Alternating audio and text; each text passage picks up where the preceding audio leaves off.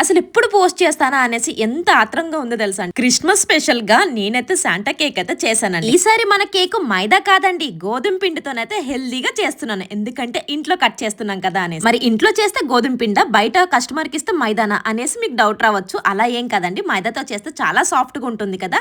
So customer కాబట్టి మంచిగా ఇవ్వాలి. ఈసారి అయితే నేను ఇంట్లో పిల్లల కోసం చేస్తున్నాను కాబట్టి గోధుమ పిండితో కూడా ట్రై చేస్తున్నానండి. మరి గోధుమ పిండితో ఎలా ఉంటుందో టేస్ట్ కూడా మీకు చెప్పాలి. ఇప్పటి వరకు మేము కేక్ ఎప్పుడు కట్ చేయలేదు, అదేనండి క్రిస్మస్ కి. బట్ ఈసారి కేక్ ఎలా నేర్చుకున్నాను కదా, పిల్లలతో కూడా కట్ చేపిస్తే బాగుంటది అనేసి నేనైతే ట్రై చేస్తున్నాను. అలానే చాలా మందికి యూజ్ అవ్వచ్చు కదండి. గోధుమ పిండితో చేసానా గానీ కొంచెం టెన్షన్ గా ఉంది, ఎందుకంటే గట్టిగా వస్తుందేమో అనేసి. అలా ఏం కాదండి, స్పాంజ్ మాత్రం చాలా సాఫ్ట్ గా వచ్చింది.